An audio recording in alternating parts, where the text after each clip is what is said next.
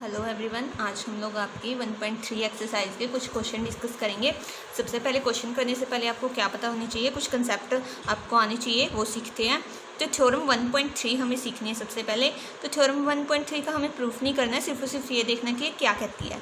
तो थ्योरम 1.3 कहती है कि if A square is divisible by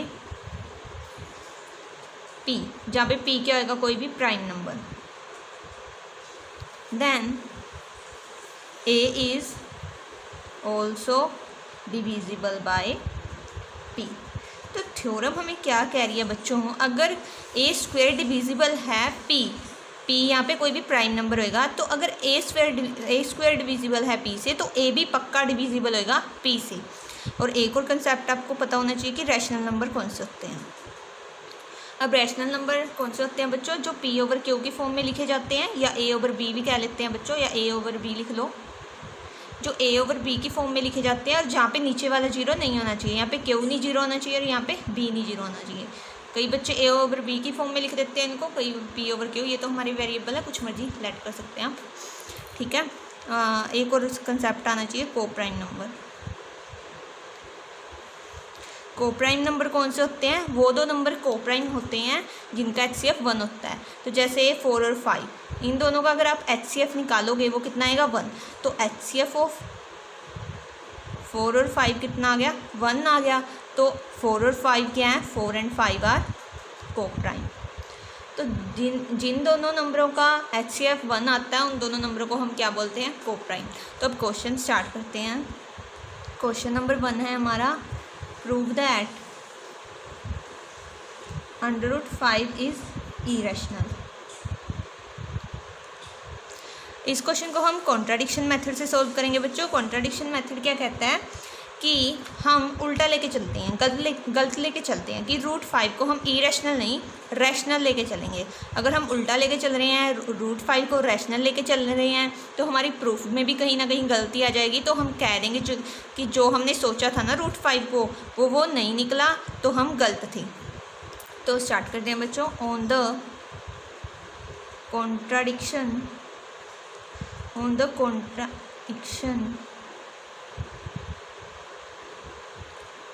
suppose that √5 is rational. तो हमने इसको रैशनल लेट कर लिया। अब देखो, अगर कोई रैशनल नंबर होता है तो मैंने क्या कहा है कि वो या तो p ओवर q की फॉर्म में लिखा जाएगा, या फिर a ओवर b भी कह देते हैं बच्चे उसे, जहाँ पे जो नीचे वाला है वो जीरो नहीं हो सकता। तो मैं इसको a ओवर b की फॉर्म में लिख लेती हूँ। अब देखो, आप p ओवर q भी ले सकते हो, आप लोगों की मर्जी है। √5 रैशनल था, तो ये a ओवर b की फॉर्म में लिखा जाएगा, जहाँ पे b जीरो नहीं होगा। यहाँ पे हमें एक और चीज़ लेट करने की, let a and b are coprime. तो को प्राइम का मतलब क्या था कि इन a और b का HCF यहाँ पे क्या आ रहा होगा, 1 आ रहा होगा। तो अब आगे हम क्या कर सकते हैं, क्रॉस प्रोडक्ट कर सकते हैं, कर देते हैं। तो यहाँ पे b डिवाइड में था, वहाँ पे इनटू में चला जाएगा और ये बन जाएगा। अब देखो, स्क्वेयरिंग कर दो both side, squaring both sides, squaring करके हमारा आएगा। अब देखो, ये √5 की स्क्वायर क्या हो जाएगा, 5 हो जाएगा, b की स्क्वायर बन जाएगा, यहाँ पे a की स्क्वायर। अब देखो बच्चों, मैं 5 को ना इस साइड ले आती हूँ, यहाँ पे इनटू में है तो वहाँ पे डिवाइड में चला जाएगा। अब देखो, यहाँ पे हमारी थ्योरम लगेगी। अब देखो, आपको क्लियरली दिख रहा है ना, a स्क्वायर तो डिविजिबल है 5 से, तो a square is divisible by 5। अब देखो, अगर a स्क्वायर डिविजिबल है 5 से, तो थ्योरम क्या कहती है कि a भी डिविजिबल होएगा 5 से। तो a भी डिविजिबल होएगा 5 से। अब अगर a डिविजिबल है 5 से, तो इसका मतलब क्या हुआ कि a मल्टीपल होएगा 5 का। तो a को कोई भी मल्टीपल ले लेते हैं 5 का, 5c ले लेते हैं यहाँ पे, 5c। यानी कि अगर कोई भी नंबर किसी का, जैसे यहाँ पे a डिविजिबल था ना 5 का, इसका रिजल्ट हम निकाल ले सकते हैं कि जो a है ना वो मल्टीपल रहा होगा 5 का। तो मैंने a क्या ले लिया, मल्टीपल ले लिया 5 का। कोई भी मल्टीपल ले लेना, यहाँ पे c ले लिया मैंने, अब कुछ मर्जी ले लेना। अब देखो, यही वैल्यू हमारी पुट करो हमारी यहाँ पे, इसको फर्स्ट सेलेक्ट कर लेना। यहाँ पे जब हम पुट करेंगे तो हमारा बनेगा 5, ए की जगह पुट कर दो ए की वैल्यू, ए स्क्वायर की जगह आ जाएगा 5c स्क्वायर। अब इसको सोल्व करो, ये क्या बनेगा, ये बन जाएगा 5b स्क्वायर, ये 25c स्क्वायर। इसको सोल्व करते हैं आगे।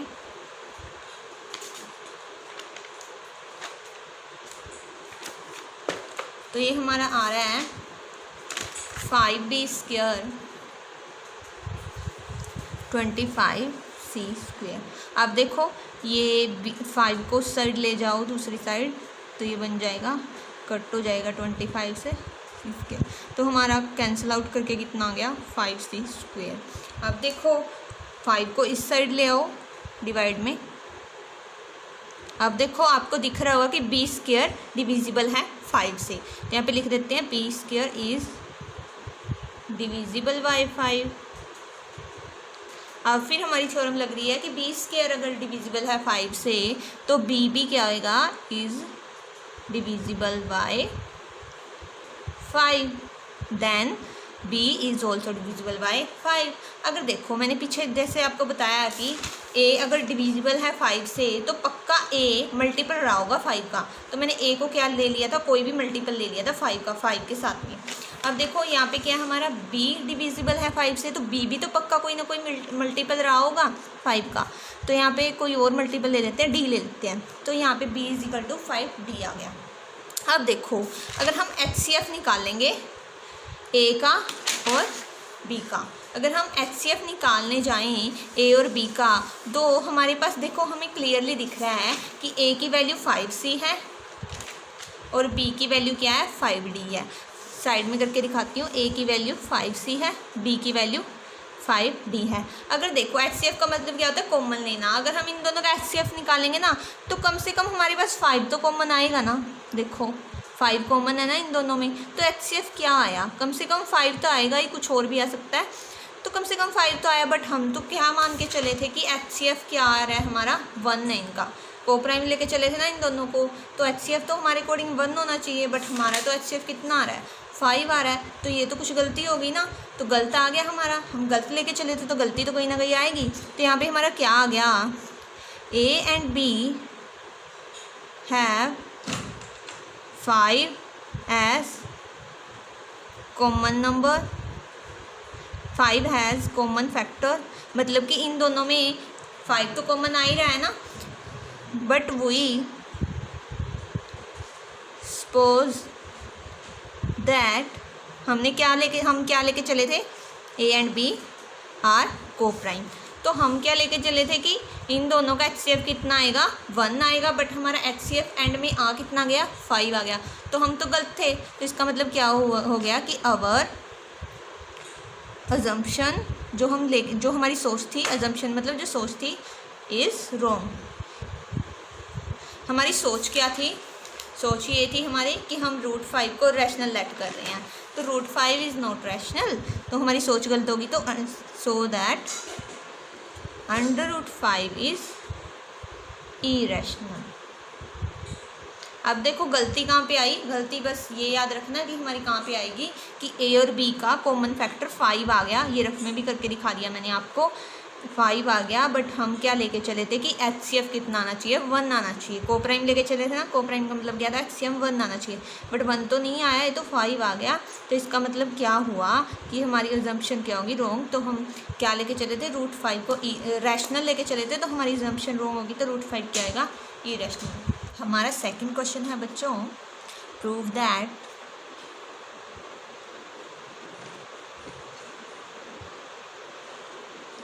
Three plus √5 is irrational.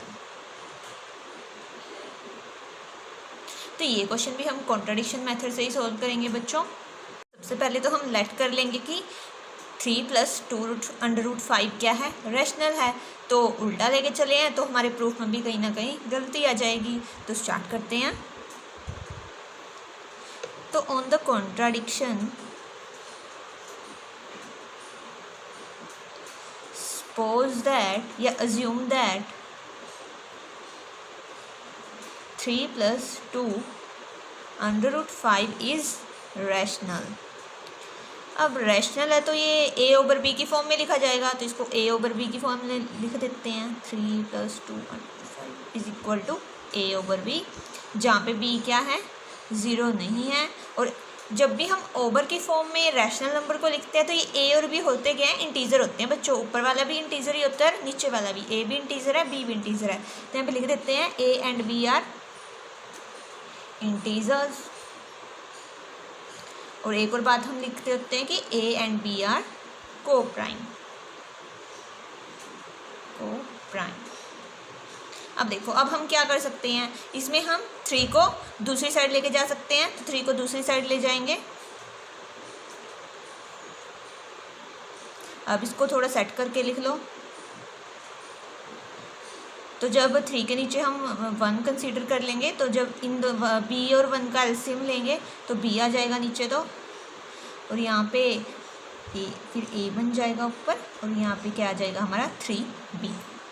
अब देखो बच्चों, 2 यहाँ पे इनटू में है, उस साइड जाके 2 कहाँ पे चला जाएगा, डिवाइड में चला जाएगा। तो ये बन जाएगा a - 3b / 2b। अब ध्यान से देखना बच्चों, अब मैं थोड़ा रफ में आपको कुछ समझाना चाहती हूँ। अब देखो, b मेरा क्या है, इंटीजर है ना b, तो 3b भी क्या होएगा, इंटीजर होएगा। क्यों होएगा, अगर हम किसी भी इंटीजर की मल्टीप्लाई करेंगे ना 3 से, तो वो भी क्या होएगा, एक इंटीजर ही होएगा। तो ये भी क्या हो गया हमारा, इंटीजर। अब देखो, a हमारा था ही इंटीजर, 3b भी हमारा क्या है, इंटीजर बन चुका है। तो उन दोनों की जब माइनस करेंगे, इंटीजर, एक इंटीजर को दूसरे इंटीजर में से माइनस करेंगे तो वो भी क्या बनेगा, integer.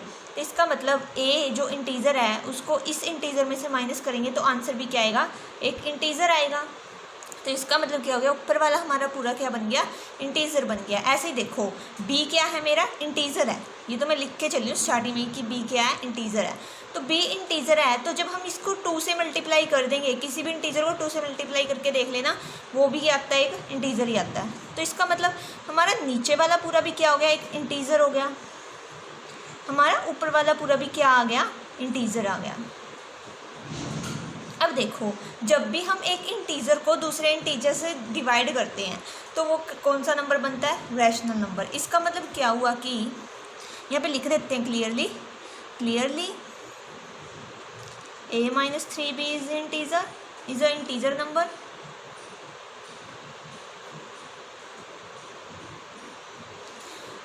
And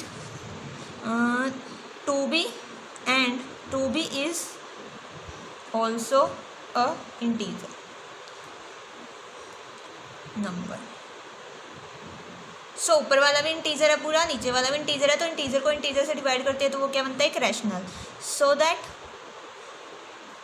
a - 3b / 2b is rational.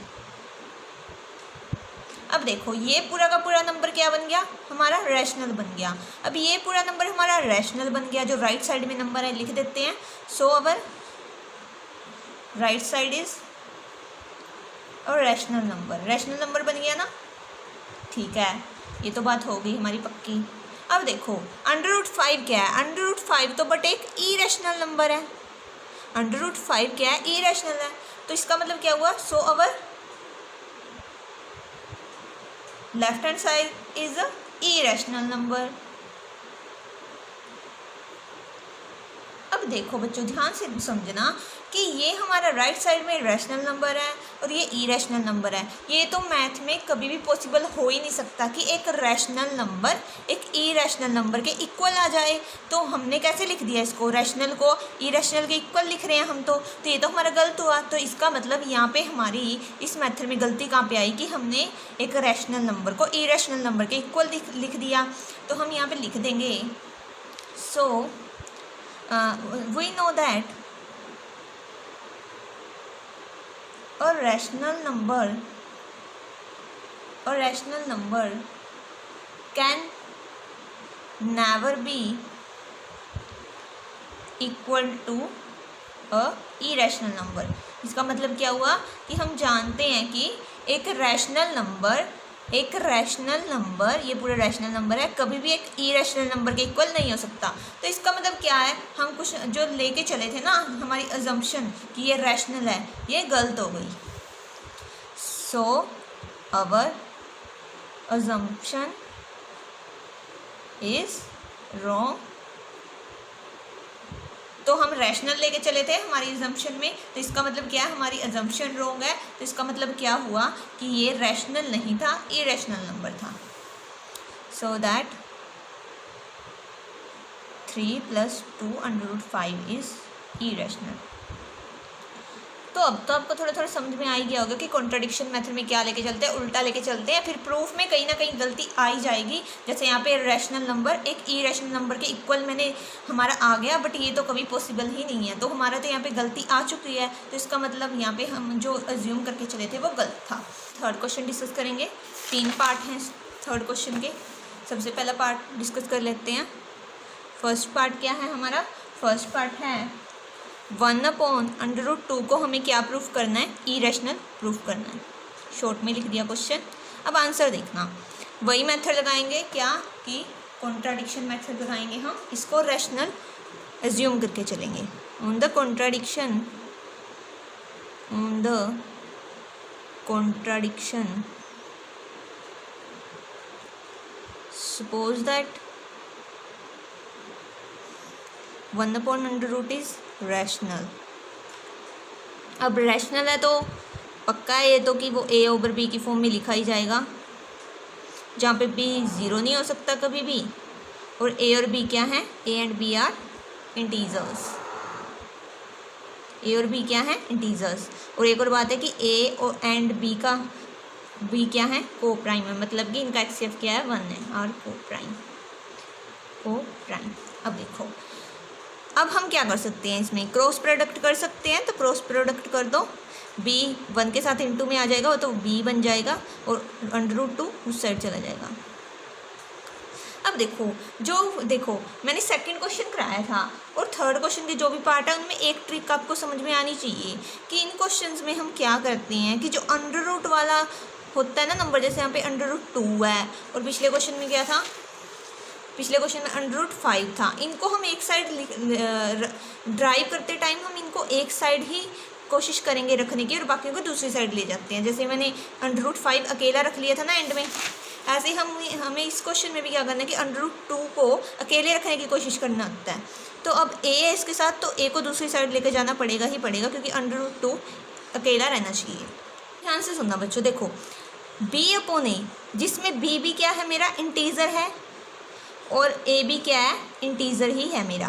तो ये दोनों इंटीजर है। जब मैंने आपको पहले भी बताया कि जब हम दो इंटीजर्स को डिवाइड करते हैं तो वो क्या होता है? एक रैशनल नंबर होता है। तो इसका मतलब क्या हुआ कि b/a इज रैशनल नंबर। ये तो रैशनल नंबर हो गया हमारा। Clearly b/a is rational number. So हमारा लेफ्ट साइड में क्या है? एक रैशनल नंबर है। अब राइट साइड में देखो, राइट साइड में क्या है? इरेशनल नंबर है। फिर तो वही महापाप हो गया हमसे, रैशनल नंबर इरेशनल नंबर के इक्वल में फिर से लिख दिया हमने, बट मैथ में तो ऐसा कभी पॉसिबल ही नहीं है। यहाँ पे लिख देते हैं and our right side is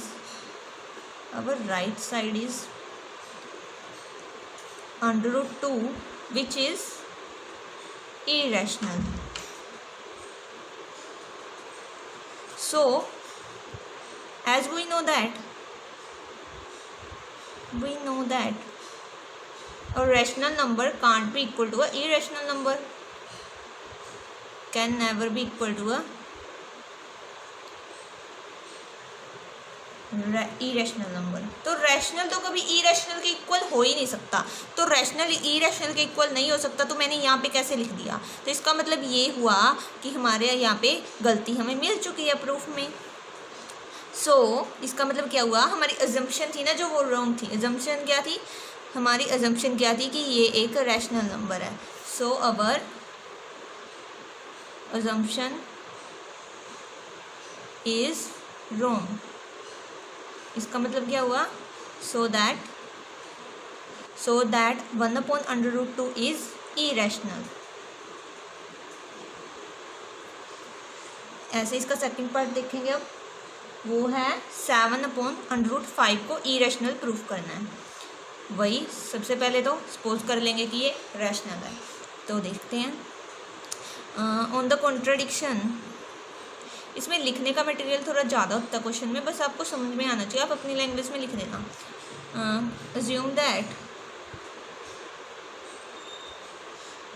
7/5 is rational. Rational है तो वही फिर से प्रोसीजर कि 7/5 इज इक्वल टू a/b की फॉर्म में लिखा जाएगा। तो a/b की को लिख दिया मैंने, जहाँ पे b 0 नहीं हो सकता। a और b क्या है, आर इंटीजर्स हैं, क्योंकि जब भी देखो रैशनल नंबर की फॉर्म में लिखते हैं ना तो ऊपर वाला और नीचे वाला क्या होता है, हमेशा इंटीजर होता है। तो ये भी क्या आएंगे, इंटीजर आएंगे। और a एंड b आर क्या है, कोप्राइम। अब देखो, अब मैंने क्या कहा है, ऐसे क्वेश्चंस में जहाँ पे थोड़ा सा कॉम्प्लिकेटेड सी स्टेटमेंट हो, जैसे यहाँ पे 7/5 था सेकंड क्वेश्चन में, थर्ड क्वेश्चन के हर पार्ट में हमें यही कोशिश करनी है कि जो अंडर रूट वाला है ना वो अकेला ही रखें हम। अब देखो √5 के साथ 7 है, बट हमें ये अकेला चाहिए, तो 7 को हम दूसरी साइड ले जाएंगे। अब ये अकेला हो गया, हमारा काम ख़त्म हो गया। अब हम देखेंगे कि अब इसको हम ध्यान से देखेंगे। देखो a एक इंटीज़र है, a इंटीज़र है, ऊपर वाला क्या है, इंटीज़र है, और नीचे वाला 7b, b इंटीज़र था हमारा। 7 को किसी भी इंटीज़र से मल्टीप्लाई करेंगे तो वो भी क्या होगा, इंटीज़र होएगा। तो 7b भी हमारा क्या हो गया, इंटीज़र। तो नीचे वाला भी हमारा क्या हो गया, इंटीज़र। अब देखो इंटीज़र को इंटीज़र से जब डिवाइड करते हैं तो वो क्या बनता है, रैशनल। तो इसका मतलब क्या हुआ, ये क्या आ गया, एक रैशनल नंबर। ऐसे इसको देखो, ये क्या है, √5 है, ये क्या है हमारा, इरेशनल। फर्स्ट क्वेश्चन तो यही था कि √5 क्या होता है, इरेशनल। तो देखो राइट साइड क्या होगी, रैशनल होगी, लेफ्ट साइड क्या होगी, इरेशनल। तो मैथ में तो ये कभी पॉसिबल ही नहीं है कि इरेशनल नंबर रैशनल नंबर के इक्वल हो, बट हमने तो इक्वल में लिख दिया, तो हमारी गलती आ चुकी है। लिख देंगे as we know that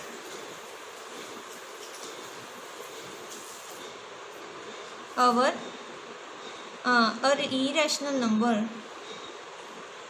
irrational number can never be equal to a rational number। तो इरेशनल रैशनल के इक्वल नहीं हो सकता, तो इसका मतलब क्या हो गया कि हमारी अजम्पशन क्या होगी, रॉन्ग होगी। So our assumption is wrong. Assumption क्या थी कि हम 7/5 को रैशनल लेके चले थे। सो 7/5 इज इरेशनल। ऐसे ही लास्ट पार्ट बचा है अभी इस एक्सरसाइज का, वो है 6 + √2 को प्रूफ करना है इरेशनल। 6 + √2 इरेशनल प्रूफ करना है। अब देखो वही method on the contradiction suppose कर लेंगे। On the contradiction suppose that या अज्यूम दैट, कुछ भी लिख लो। 6 + √2 इज रैशनल। अब रैशनल हो गया तो फिर से वही स्टेप। अब तो आपको स्टेप भी याद हो गए होंगे सारे, मेरे को लगता है। a/b की फॉर्म में लिखा जाएगा, जहाँ पे नीचे वाला 0 नहीं हो सकता कभी भी, और a और b क्या है, इंटीजर्स हैं, एंड a एंड b क्या है, आर कोप्राइम भी हैं। अब देखो मैंने क्या कहा है, ध्यान से देखना कि हमें अंडर वाला अकेला रखना होता है। अब √2 के साथ 6 भी है, तो 6 को दूसरी साइड लेके जाएंगे हम। √2 a/b - 6 हो जाएगा ये। तो √2, ये देखो 1 लगा के एलसीएम लोगे तो नीचे b आ जाएगा, फिर b से b डिवाइड करोगे तो 1 आ जाएगा, फिर 1 को a से इंटू करोगे तो वो a ही आ जाएगा। अब देखो ये तो आता होगा ना एलसीएम लेना, जिनको नहीं आता मैं जल्दी से रिपीट कर रही हूँ, दोबारा फिर सुन लो। जैसे यहाँ पे देखते हैं कि क्या आएगा। अब देखो नीचे b आ गया हमारा। अब देखो 1 को देखो b को डिवाइड करो 1 से, b आ गया तो 6 से मल्टीप्लाई कर दो, जो आंसर आता है वो 6b बन जाएगा। जिन वैसे आता ही होगा आप लोगों को, 10th क्लास में हो गया। अब नहीं आता तो कमेंट बॉक्स में लिख देना, अगर कुछ समझ में ना आए मेरी वीडियो में, मैं ज़रूर रिप्लाई करूँगी। अब देखो b क्या था, इंटीजर था। अगर b इंटीजर है, किसी भी इंटीजर को 6 से मल्टीप्लाई करना तो वो भी क्या आएगा, इंटीजर। तो 6b भी क्या हो गया, इंटीजर हो गया। अब देखो a हमारा इंटीजर था ही था, है ही था हमारा a तो इंटीजर, हम यहाँ पे लिख के चले हैं, ये दोनों इंटीजर हैं। अब देखो a - 6b मतलब इंटीजर माइनस इंटीजर, तो वो भी क्या आएगा, एक इंटीजर ही होएगा। तो ये भी एक इंटीजर हो गया, तो इसका मतलब ऊपर वाला पूरा क्या हो गया, इंटीजर। a - 6b क्या है, इंटीजर। b हमारा नीचे वाला है इंटीजर, तो इंटीजर अपॉन इंटीजर क्या होता है, इंटीजर ओवर इंटीजर क्या होता है, रैशनल। तो राइट साइड वाला नंबर रैशनल है और क्लियरली ये तो हमारा इरेशनल है ही है, लेफ्ट साइड वाला तो इसमें भी गलती कहाँ पे आई कि हमने रैशनल नंबर इरेशनल नंबर के इक्वल लिख दिया। लिख देंगे as we know that irrational number can never be equal to rational number. तो रैशनल नंबर के इक्वल नहीं हो सकता, तो इसका मतलब हमारी अजम्पशन क्या थी, रॉन्ग। सो अवर अजम्पशन जो अज्यूम करके चले थे ना वो रॉन्ग था हमारा। अज्यूम करके क्या चले थे कि ये रैशनल है, तो मतलब ये रैशनल नहीं था, हम गलत लेके चले थे। तो इसका मतलब ये क्या आएगा 6 + √2 इज इरेशनल। तो बस इन क्वेश्चंस में क्या करना है, कॉन्ट्राडिक्शन मेथड अप्लाई करना है, प्रूफ ड्राइव करते जाना है क्वेश्चन को, कहीं ना कहीं आपकी गलती आ जाएगी। तो हम लिख देंगे कि हमारी असम्पशन क्या है, रॉन्ग है, तो ये क्या हो गए, इरेशनल हो गए। आई होप सो आप लोगों को क्वेश्चन समझ में आ गए होंगे। अगर मेरी वीडियो पसंद आई हो तो प्लीज़ मेरे चैनल को सब्सक्राइब करना और मेरी वीडियो को लाइक और शेयर ज़रूर करना। Thank you.